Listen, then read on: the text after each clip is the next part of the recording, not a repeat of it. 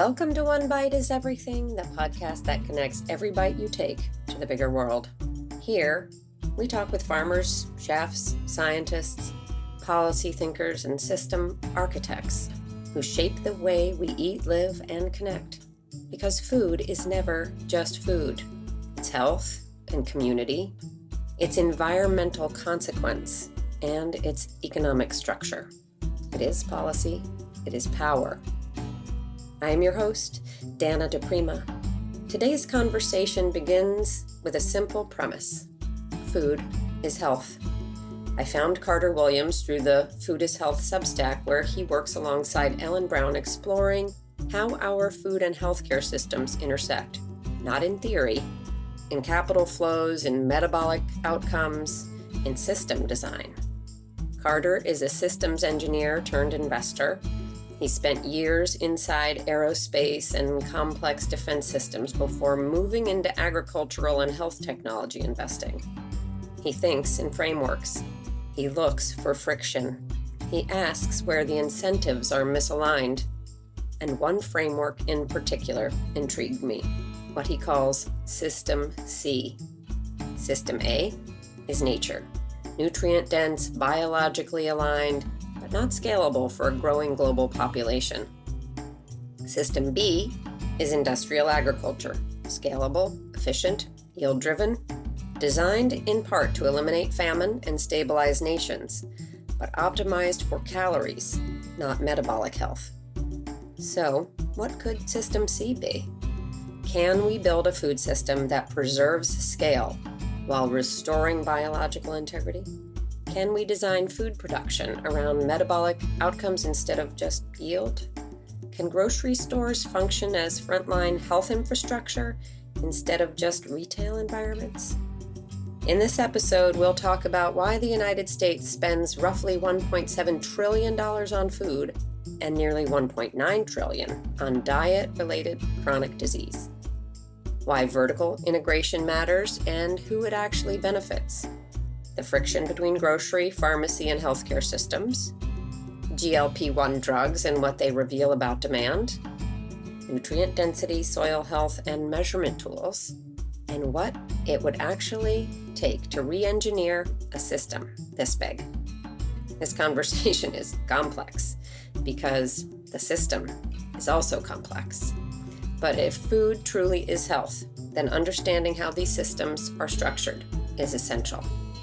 Are you ready? Let's dive in.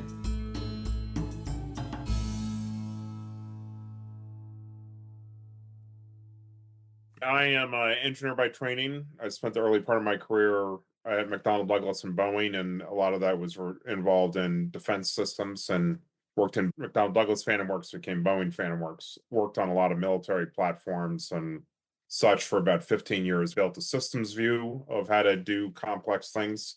I went to MIT for graduate work, focused a lot on innovation. I was part of the team running Boeing Ventures and managed the R&D investment strategy at Boeing for several years, but left in 2004 when the CTO retired and did a bare bones startup in Internet of Things. I think it was called something else then, but built one of the early versions of that, really more on the energy side of things, that became Johnson Controls Panoptic system for building controls. Can you explain that a little bit?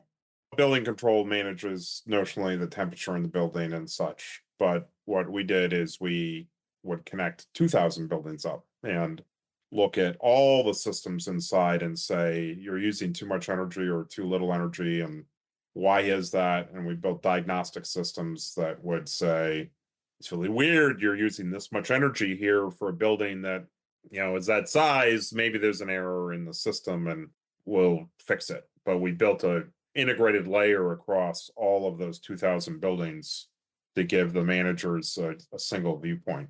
Actually, it would be pretty fun to do with AI at this point. But so that was 2004, 2008, and was one of the early examples of tying all those systems together. So we could go into a state and connect all their buildings and reduce their energy bill by 20% by optimizing the buildings with software.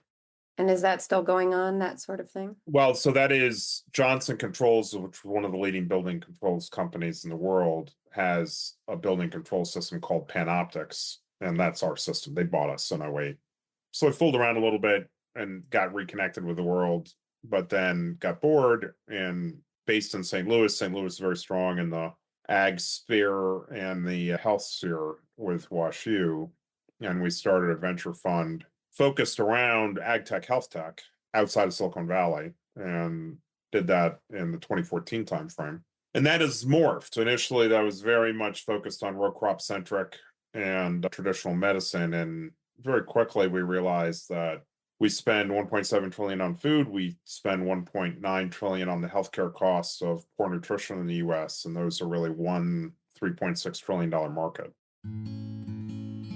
This realization points to the fact that food and healthcare are not separate industries, but two sides of the same $3.6 trillion coin. In the United States, we spend roughly $1.7 trillion on food each year, and an estimated $1.9 trillion treating chronic diseases tied largely to poor nutrition.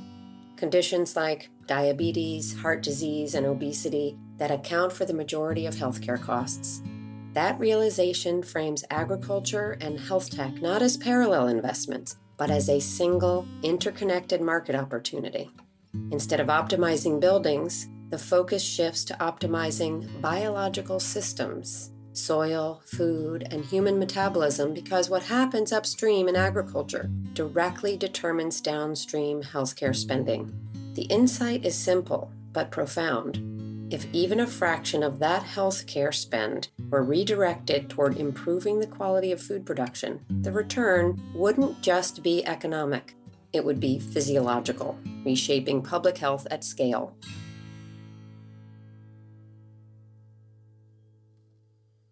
That realization is just from, seeing the facts. Through the evolution of the fund, we saw more than 6,000 companies pitch us. And so you hear different aspects of the storyline. We got very close to Rob Lustig. Dr. Lustig is sort of one of the leaders in the metabolic health arena. And got to know what he was focused on, and it sort of evolved our thinking. And then we sort of shifted and realized that the opportunity where the ag industry for 70 years has been focused on improving yield, that has degraded nutrition and sort of triggered part of the metabolic health problem. And that there's an opportunity to rethink the food system from a standpoint of nutritional density. If you do that, you really reduce the inputs for chronic disease. So as an investor and somebody who's looking at things from a systems perspective, pardon the pun, but who has an appetite for this sort of thinking? Because obviously I think, the people who are making money in big ag are not particularly motivated to change. And yet you have a very important point, especially with the data points that you have of people coming to you to say like, oh, well, here's the situation. Here's what we need. Here's what we need to do. Here are the problems we've created over the last 70 years. So, yeah, I think any business, there's a certain eventuality that is the thing going to change. So certainly consumers have an interest in this. And once consumers have an interest that's exposed broadly enough, then industry will have an interest. We are definitely seeing windows of CPGs, windows of agriculture, windows of healthcare say, wait a second, this system's going to change. And so I want to be on it. They're behind. So we and our peers invested $80 billion in ag tech, health tech unsuccessfully over the last 10 years. Unsuccessfully from the standpoint we didn't hit a tipping point.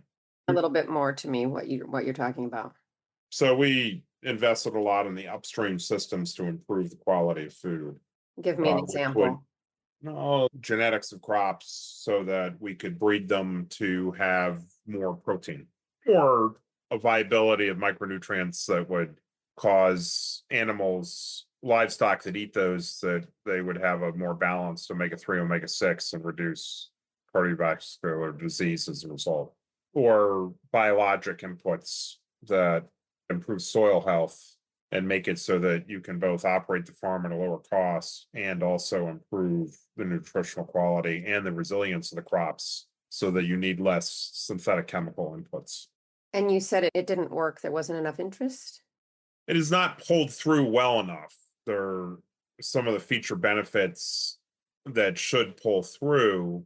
Once you get into ADM and Cargill, they have a certain way of running business that if I am a farmer and I produce a more resilient crop, a more regenerative crop, and maybe it costs a little bit more, I couldn't really get that price because ADM and Cargill weren't willing to pay more because they didn't have a customer signal that said, hey, if you make healthier food for me, I'll buy differently.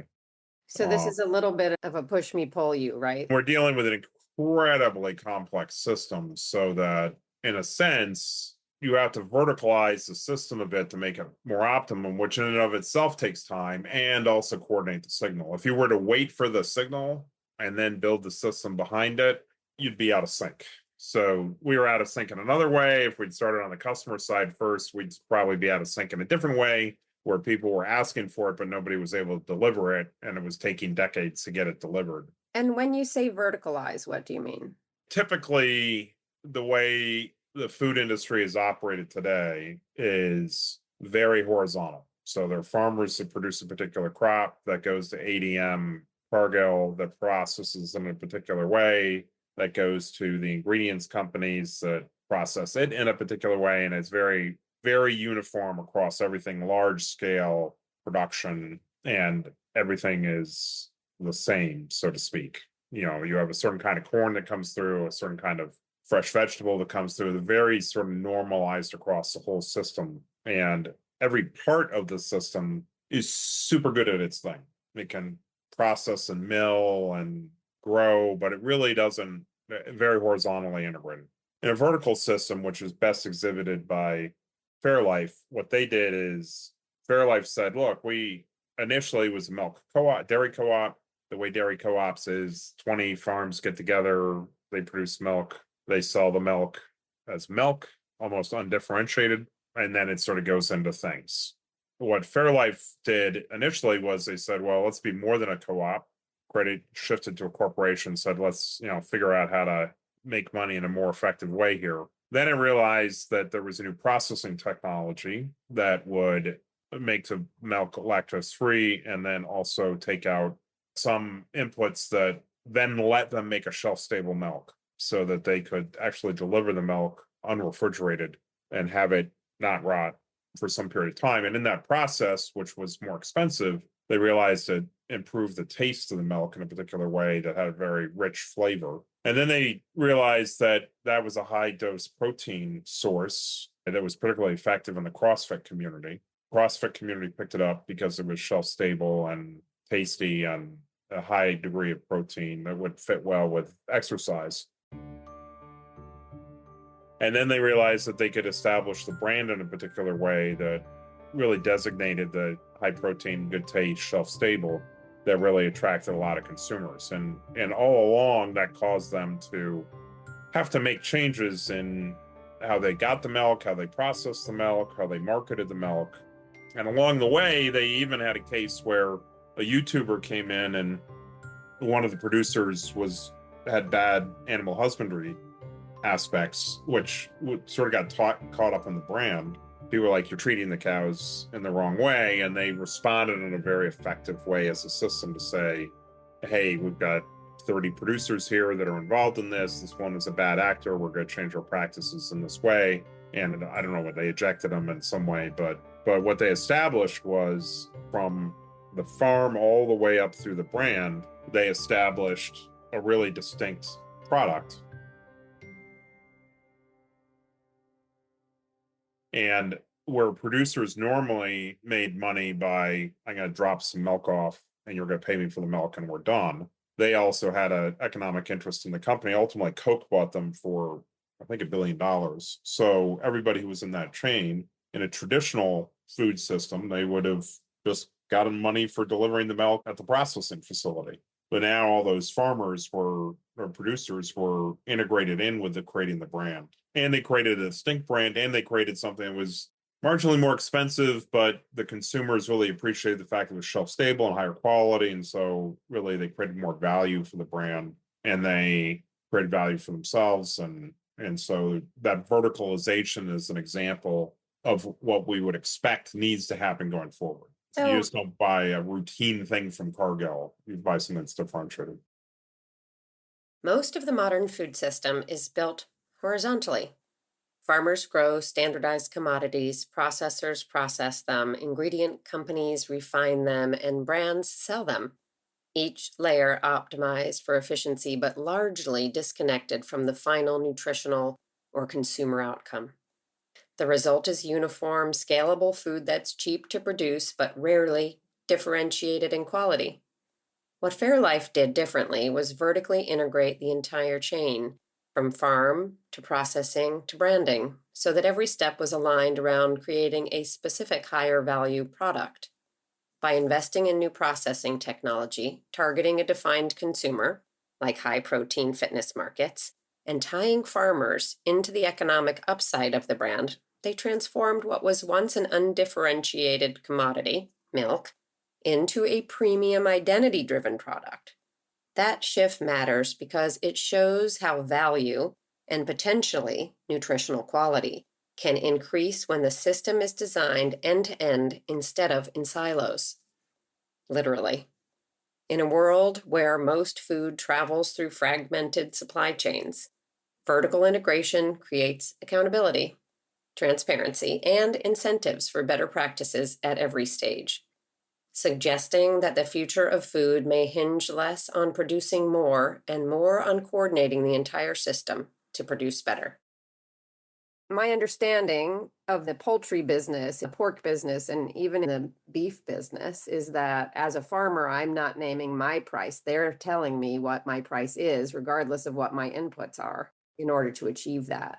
So much more horizontally integrated. So they're indifferent to which farmers they produce from, as long as they meet their formula. So Costco's rotisserie chicken is an example, though, of a more vertically integrated supply chain. Is that a good thing? Because I don't see that chicken as a good thing in any way. Well, if we're talking about what's vertically integrated, that's the definition of vertically integrated. I mean, They they're can choose working to with alter it. farmers, right? They're working very closely with farmers. So there is really nobody else in grocery that knows who the farmers are that produces their inputs. Where in Costco's case, they have worked down to the level that, there's a Costco person walking on the chicken farm and working through those specs. To some degree, you've got a lot of vertical integration going on in potato chips to optimize taste and nutrition. The main point I'm making is those are infrequent business systems in the food system. And if you have a customer who wants to optimize to nutritional density, they have a very hard time pulling through at scale through the rest of the food system. And there are people in the chicken business that are verticalizing at a smaller scale. And I think the opportunity going forward is for them to produce my chicken in this way against values that are important to customers, and I can brand it through and through and validate that, in fact, what I say I'm doing in terms of nutrition is, in fact, in the product.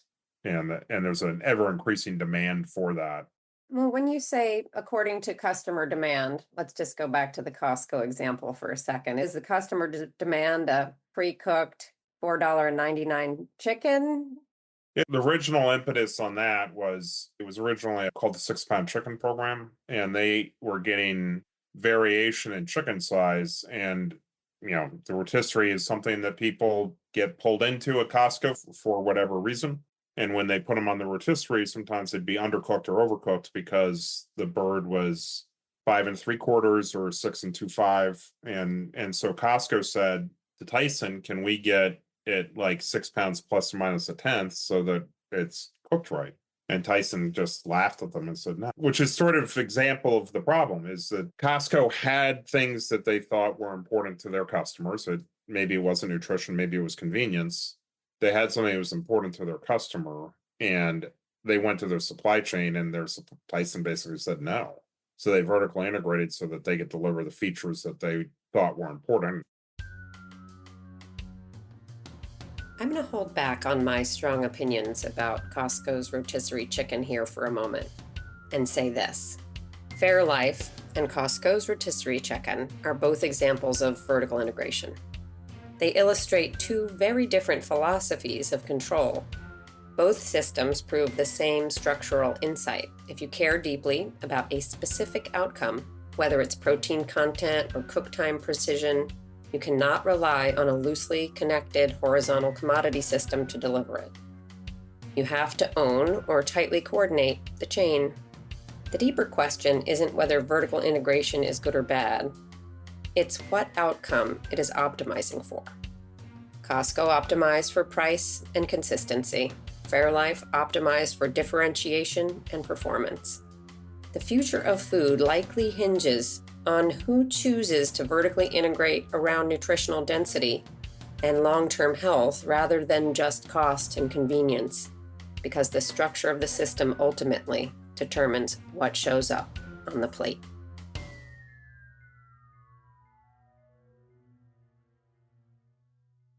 Do you think Yeah, the for sure. farmers are getting paid more? I think there's still a challenge there, but they're moving in that direction. Certainly in the Fairlife example, they're getting paid more.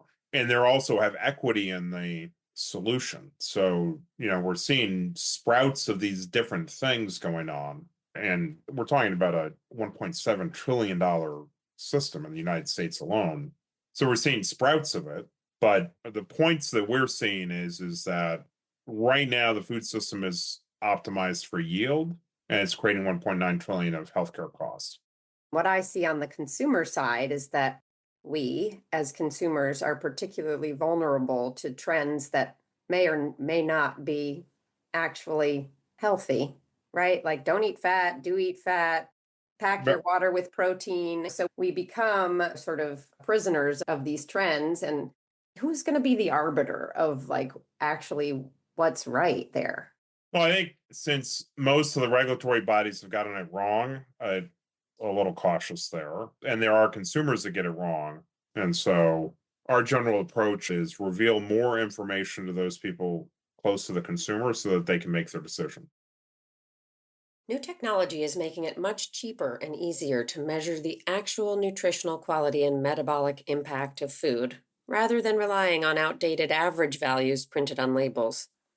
Tests that once cost thousands of dollars can now be done for around $100, and soon grocery stores, food companies, and even consumers may be able to scan foods with small sensors or phones to see things like nutrient density, for example, through a Brix score.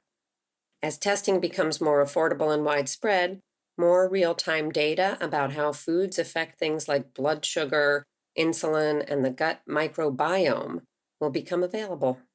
That transparency could pressure food manufacturers and retailers to reformulate products, improve ingredient quality, and take the true health impact of their foods more seriously, because they'll finally have fast, accessible feedback on what their products are actually doing in the body.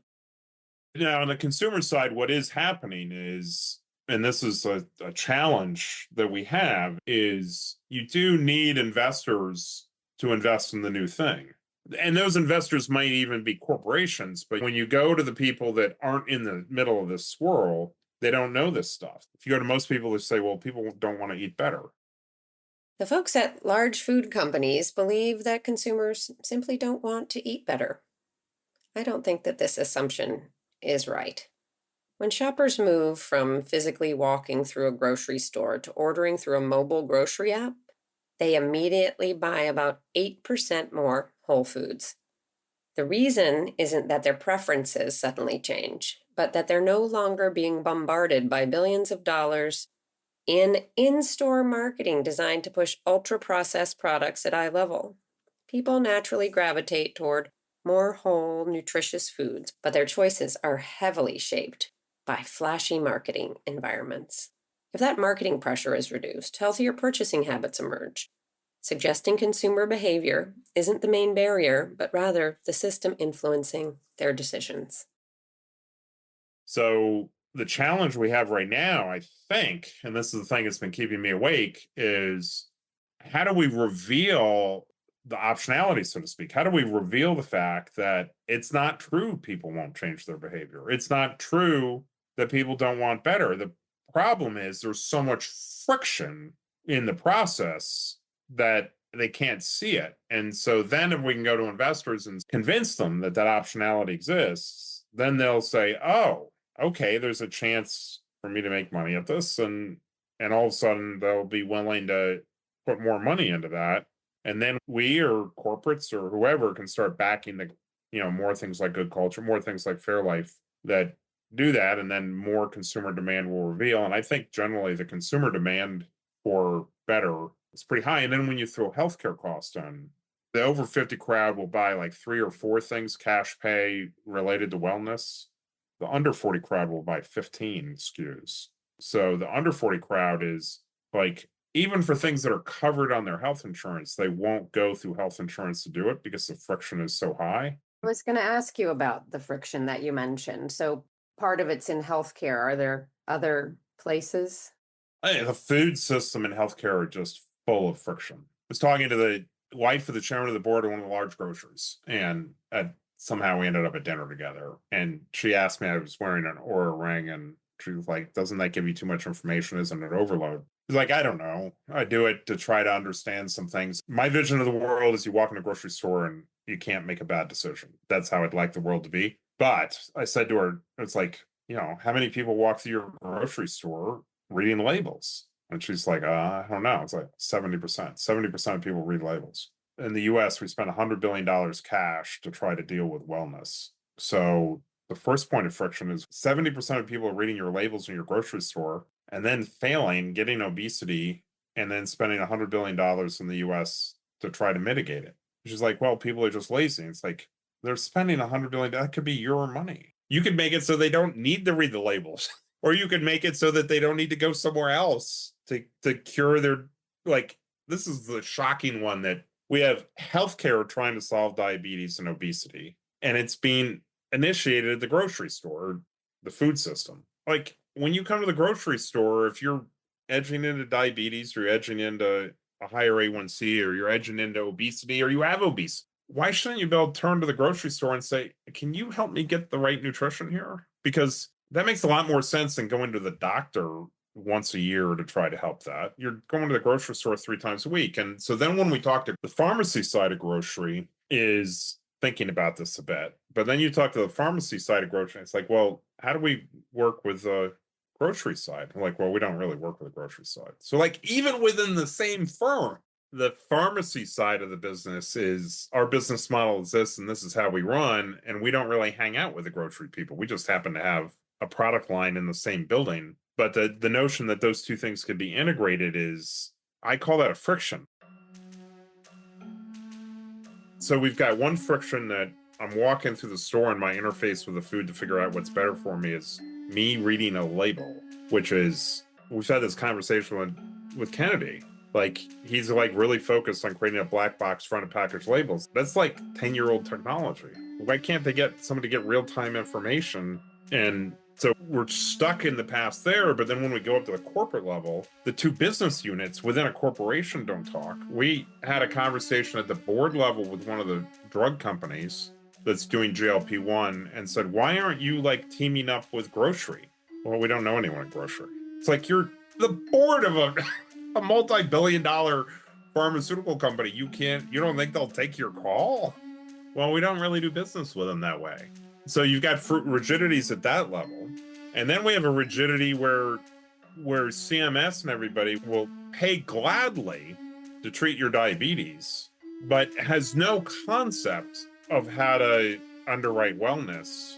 And I see all those as frictions. I assume they're well-meaning. I know they're not always, but I assume they're well-meaning. And I've seen this in doing complex things. Goes back to aviation. It's like they're incredibly complex things. The people that are doing these parts of the business have been taught from 3 generations before how to do it. They know how to do that thing.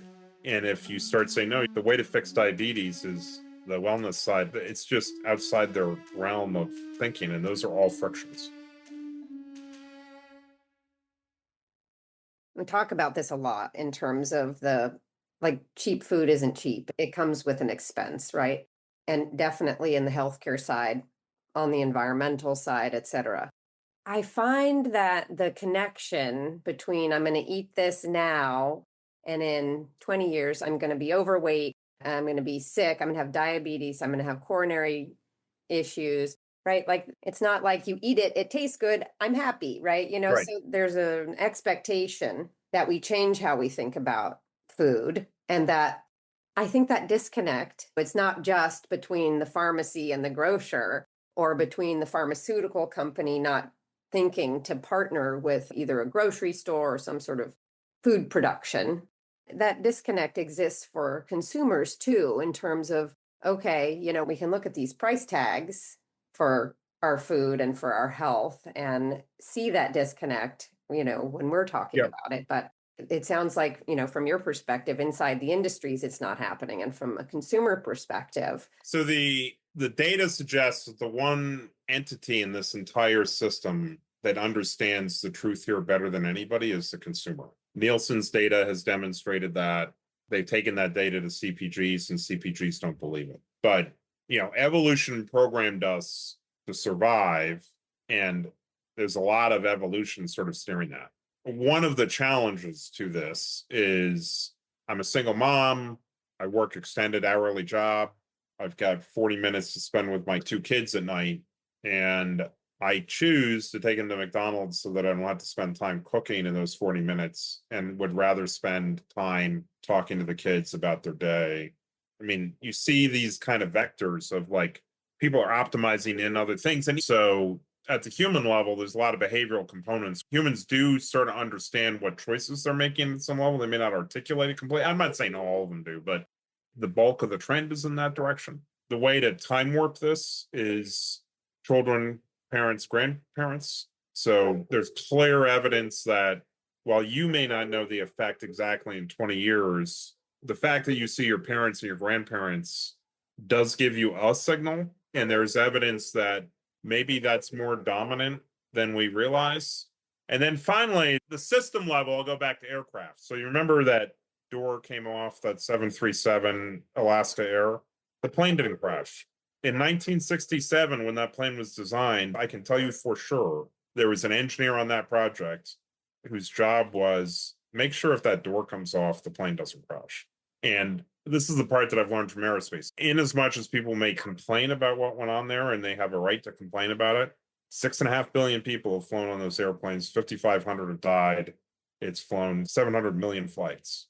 Every part of that system was designed in anticipation of every single part of it failing and wanting to keep it alive. So the thing we need to do from an industry side, like you should be able to walk into a grocery store, it should be hard to make a bad decision. I think what we need to think about from a food side, it is difficult to tell people, oh, well, if you want to eat right, what you have to do is you have to scan every single piece of food that you eat and double check it. And this is sort of like, we want the FDA to step in. We want people to step in and regulate it. I think my lesson out of aviation is safety is not regulated into aviation.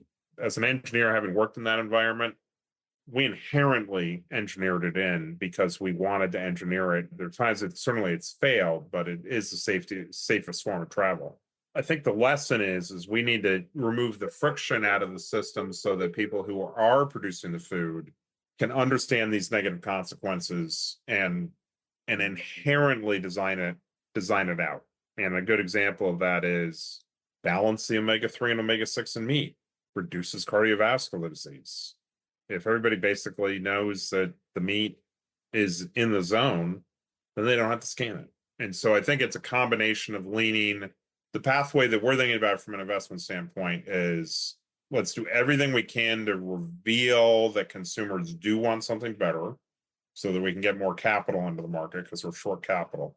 And then let's back companies that are inherently trying to design a low friction way to get the right food.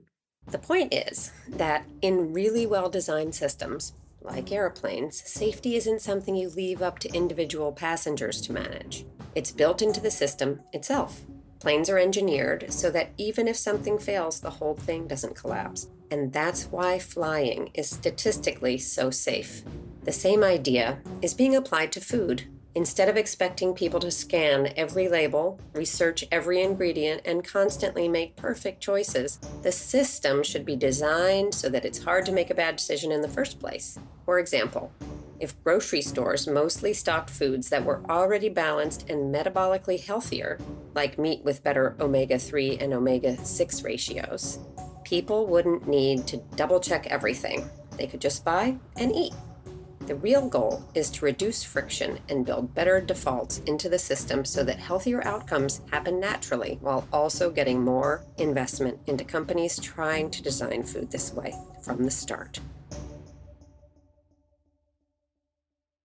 Well, I think these food trends come from a lot of different places, whether it's a government agency or influencers or, Yeah. just trends or people trying to make money on a special new diet that I guess is in the influencer space. Let me ask you, I mean, just a specific question. Have you heard of Food Health Co?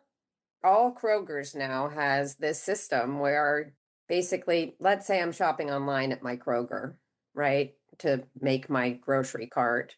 All of the food in the store, all of the SKUs have a food health score from 1 to Yep. 100. So some of this exists, right, for the consumer. It doesn't cost me anything additional. My Swedish fish get a 0 and my spinach gets 100. So when I go to checkout, I can see, oh, I'm below average. Why? Oh, because I stocked up Yep. on potato chips for the Super Bowl or whatever it was that I did that reduced my health score. That seems like a good consumer facing, I don't have to check everything myself kind of solution. And they've incorporated these Nielsen numbers on what the average checkout looks like. Yeah. So what Nielsen did was because they do a lot of direct research, is they found that there are people hunting through the store looking for optimizing for nutrition and price. And they were finding that that was independent of demographic. Poor, rich, whatever, they were sort of hunters and, so to speak, optimizing. And then they tied that back to health data somehow. I don't know how they did it, but they tied that back to health data to show that they were getting better health outcomes. For the life of me, I don't know what Kroger's doing is not turnkey available at every single grocery store. We did talk to Rollins a bit on Snap. Could we take the POS data and give an incentive to grocery if they can nudge people to change their basket? I would generally say from the policymaker side, they have leaned a great deal more on outcome than input, where in the past they've been very input focused. What do you mean? Like stop drinking Coke, like just ban Coke from the card. That's sort of an input focused way. An outcome focused is, what did they really end up eating? Because they may have bought the Coke somewhere else. So you haven't necessarily stopped it. Or can Kroger position things in whatever ways necessary to make it more convenient to the SNAP consumer so that they can buy things, or make it more visible? Like, not as many people do the double up bucks. So they're double up bucks under SNAP. The actual conformity to double ups is low. I think like 30% of people that can be on SNAP aren't on SNAP. And then SNAP consumers actually index 1 point higher on a 100-point scale in terms of nutritional quality than the average consumer. So the presumption that SNAP consumers buy crap is not, the data doesn't say that. So I think that there is an opportunity to really fuse that data more effectively so that the consumer doesn't have the cognitive load of having to think about it. And you can impute a lot from that POS data.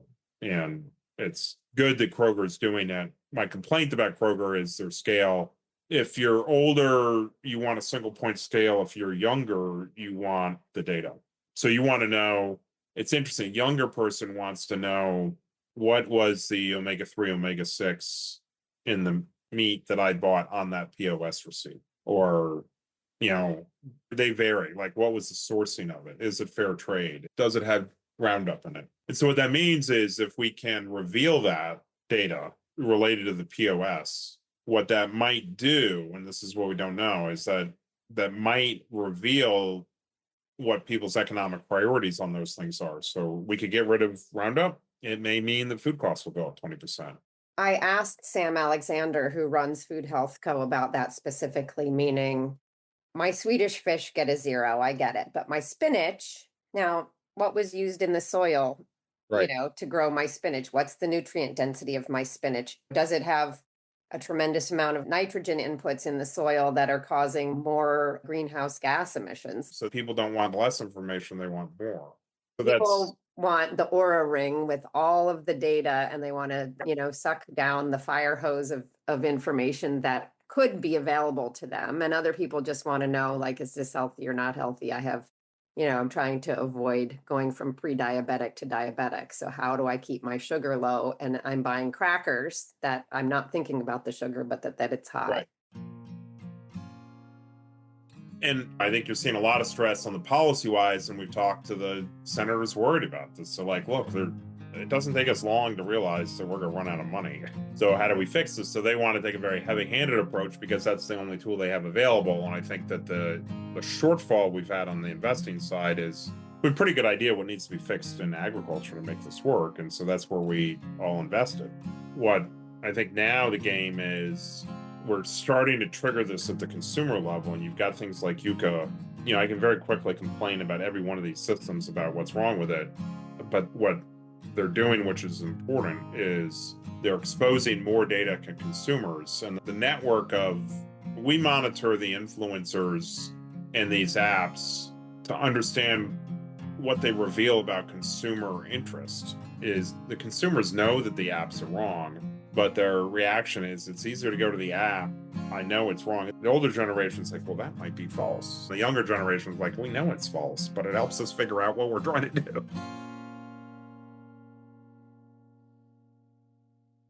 Let me pivot here for a second because I encountered you and Ellen Brown from your Food Is Health Revolution Substack. And I was interested in what you talk about in terms of System C. Give me a little bit of a 101 on this.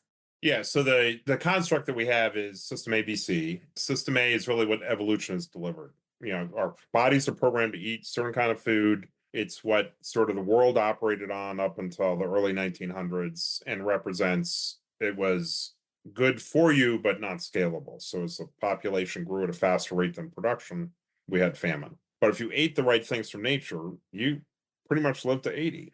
You died in age 7, maybe from a pathogen, but that was sort of a different thing than the food system. So then that was System A. So then what happened is two things. We had the Flexor report that basically said there's a way to conquer health issues, which was more focused on acute. That led to the Rockefeller model of healthcare and sort of the healthcare will save us all kind of thing, which is good, especially on acute stuff. And then it also led post-World War II, very specifically, there was an effort where one of Eisenhower's staffers, after World War II, they're like, famine is a tool the militaries use to conquer nations. If we can solve that problem so that famine's not a tool that's available, we won't have World War III. And so there was a very purposeful effort at the end of World War II. You got to remember, we just barely understood nutrition. We just started in 1920 understanding what vitamins were. And we were doing 24 bushel acre corn at the time. And so it was very much a strategy of national policy to prevent the next war. Let's get famine off the board. And so there was a concentrated effort around that. And USAID was created to do that. World Bank was created to do that. UNICEF was created to do that. It's actually surprisingly organized effort that really over 70 years focused on let's get production up to the point that we have no calorie deficit. And they really were around calorie deficit. And it's good and bad. It's amazing that over 70 years it worked. There was a certain brilliance that leveraged capitalism to keep that on track, but then there was a negative eventuality. But basically there was a strategy set towards the end of World War II that said, let's not have World War III.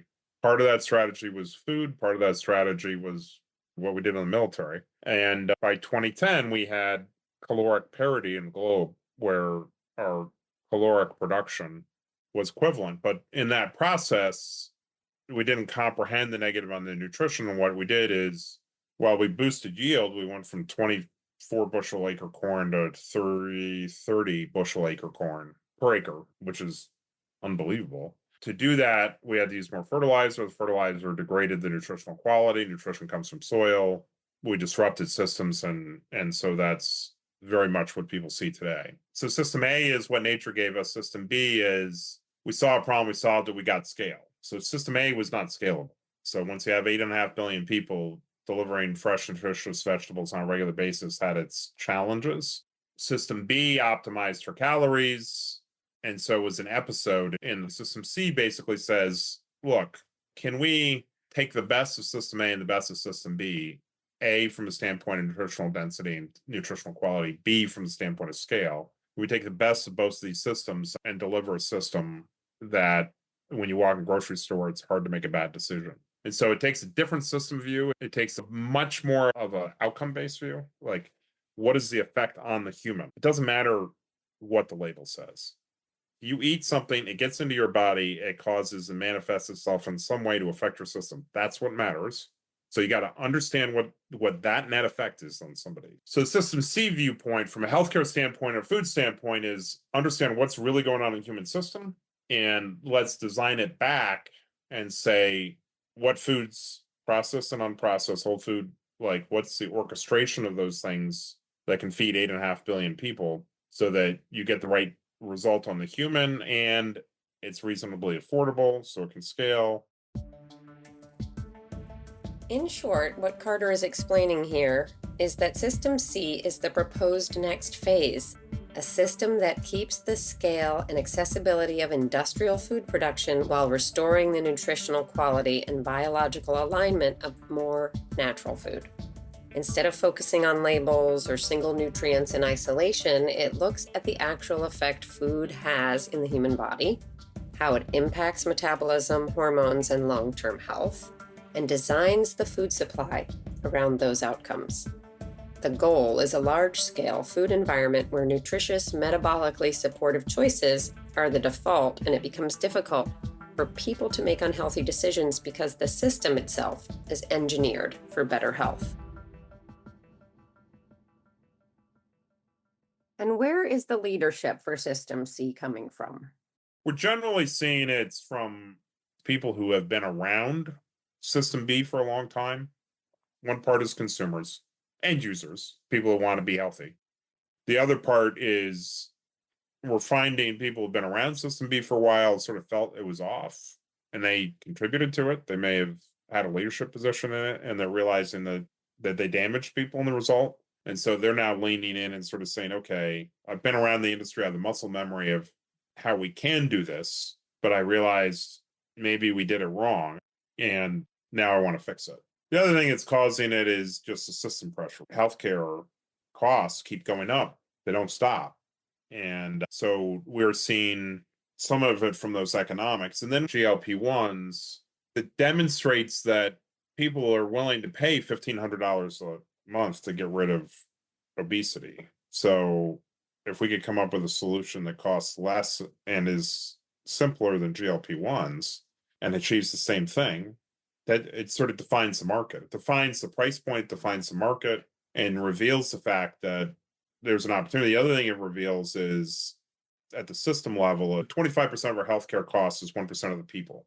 Those are people with endpoint chronic disease. If you put them on a GLP-1, all of a sudden they don't get CKD. So the cost at that far end of the system drops dramatically, which means their revenue doesn't come in. And so the hospital systems are going to see a revenue collapse. And when they see that revenue collapse, there's not an easy way for them to say, give us more sick patients, because they're starting to go away at that worst case scenario and they can't retool. So it's not an easy way for them to retool. So what we're seeing on System C show up is leading consumers who want to change it with a little bit more of the influencer crowd. We're seeing refugees from the System B world who are talented and realizing that they got it wrong. And then we're seeing some of these macro pressures where an innovation, the positive externality from GLP-1, the current healthcare system is going to get the bejesus beat out of it because of this drug. And that's going to cause all those operators in that environment to realize that that's not an incremental reduction in their business. It's a shock to their system. And we're not positive how that will play out, but that's the kind of shock to the system that half the time leads to something better. And so to some degree, got to steer it. I want to leave listeners with a little bit of what they can do, what they need to be thinking more carefully about in terms of these systems that are all kind of wiggling and moving in a direction that, will hopefully result in something better, all from different standpoints, from the consumer, from the industry, from healthcare, from people who are thinking about new systems. What can you share? Eat real food.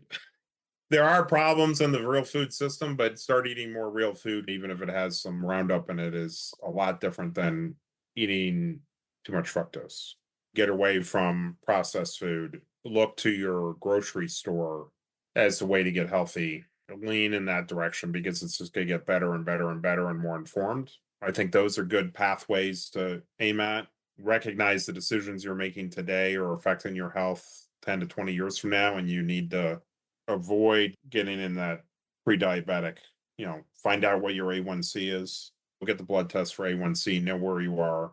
And do you think it's at a point that you should take all your health records and stick it into Claude or Chat GPT before you go see your doctor, and not to diagnose yourself, but to be better educated about yourself so that when you do go see your doctor, you can help your doctor be better at treating you? What we explored today is not a diet trend, it's a systems conversation. And if I'm being honest, all of the different factors are really overwhelming. I am glad we did it though. Let's go back for a second.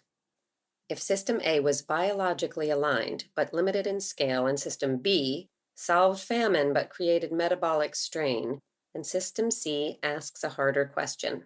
Can we design a food system that works biologically and economically at the same time? We talked about friction between grocery and pharmacy, between investors and farmers, between labels and lived metabolic outcomes, between convenience and long-term cost.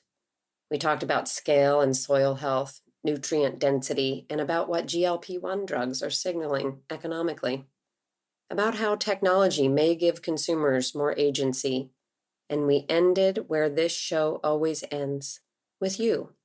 Because while these systems feel massive and confusing, your grocery cart is still a lever. I hope that you understand that what you choose today shapes the healthcare system you will need tomorrow. Food is upstream of health. Our farmers have always told us this, that they are in the healthcare business, not the farming business. If this episode has your head swimming, you're not alone, but I think it's a good thing. We have to think about these issues from every angle, and Carter Williams helped us do that today. I hope that you will give One Bite is Everything a 5-star rating and a written review. That written review really matters, and I have a goal to get 100 of them before the end of this year. Apple Podcasts is the most powerful place to do it, but you can also leave one right through the link in the show notes. One Bite is Everything is in the top 3% of all podcasts globally because of you, with more engagement than 88% of podcasts on Spotify because of you. That growth is because listeners like you share it, review it, and bring others into the conversation. I think this is a conversation we all need to be having, even if it is a little bit overwhelming. Anyway, if you found this valuable, I hope you'll share it, screenshot it, send it to someone who's thinking about food and health and policy systems. If you'd like to tag me on Instagram, I'm at XOXOFarmGirl. This episode was co-produced by Sonia Dillon, with sound design and original music always by Russell Chapa. I'm your host, Dana DiPrima. Thank you for listening to One Bite is Everything. Make sure that you subscribe to the show so you never miss an episode. This is the podcast that connects every bite you take to the bigger world, just like this week. I will be here again next week. I hope you will join me. And until then, eat like it matters, because it does.